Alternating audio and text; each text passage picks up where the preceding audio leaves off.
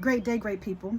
I'm coming to share with you a word that God asked me to put out there, and so here it goes. If you know me, you know I'm on my healing journey, and as part of my healing journey, I am studying. In this case, this particular person is a woman in the Bible who experienced healing from God, and that is Miriam, who is Moses' sister, also Aaron's sister. As it goes, if you read Exodus 1, chapter 1, verse 22, it reads, "And Pharaoh charged all the people, saying, Every son that is born you shall cast into the river, and every daughter you shall save alive." So that tells you already what the plans were for Moses, because he was a boy at that time, right? Well, when you read Exodus 2, you learn that Moses' mother hid him for 3 months. After she hid him, she placed him by the riverbank, and Miriam watched over him. So Miriam became his protector from the time that he was a child, a baby. Okay, so that tells you the nature of Miriam and Moses' relationship very early on. Very loving. We're assuming she's loving, but she was protective of him, right?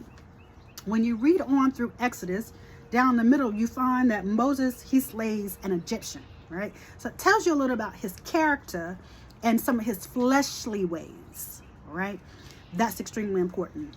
You also need to understand that Miriam was a prophetess. And you'll find that in Exodus chapter 15, verses 20 through 21. That's where I found that.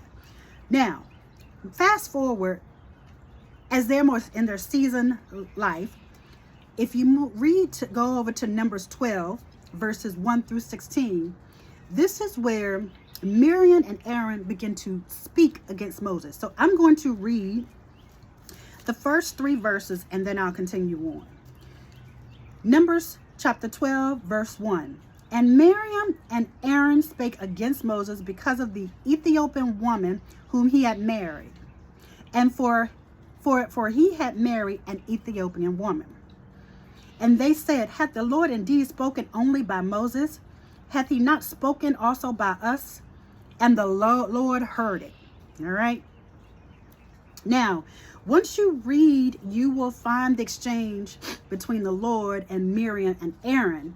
And then once you get further along, after that exchange, during the exchange, you'll find that Miriam was stricken by leprosy. Okay. And Aaron, the brother, then goes to Moses and says, and I'm summarizing, "Hey, bro, can you help a sister out? Can you get a word to God to heal her?" So Moses then asks God to heal his sister, and God does. After she was healed, because Moses prayed for her. Ooh, child, that right there ought to make you stop.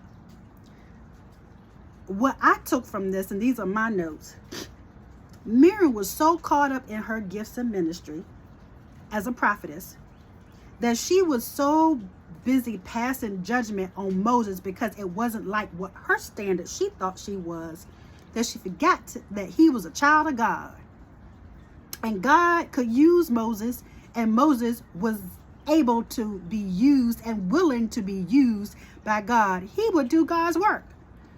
So you got to be careful when you're out there putting your tongue on people, because you don't know what you're saying and what you're doing and how you might be messing up your own blessings. In this case, Miriam caught leprosy, and her own brother, out of his tongue, asked God to heal her, and he did. And this is the other part that God showed me. God will take your condition that you put on others and turn them into your test so that he can show you how it's about how faithful you are to him, not your standards. In the words of Joyce Copeland, may she rest in peace, she was smelling herself. Okay, that's pretty much, she got her britches was too big for her. All right, that's the language that my grandmother used to use for me. So I'm going to encourage you to be careful, because as you read on in Psalms 105, chapter 105, Psalms 105, verses 14 and 15, and it reads, verse 14, "He suffered no man to do them wrong, yea, he reproved kings for their sakes." In other words, He reprimanded kings for their sakes. Now, this is when God begins to speak in verse 15, saying, touch not mine anointed, and do my prophets no harm. I don't think I need to say anymore. So watch those words, guys.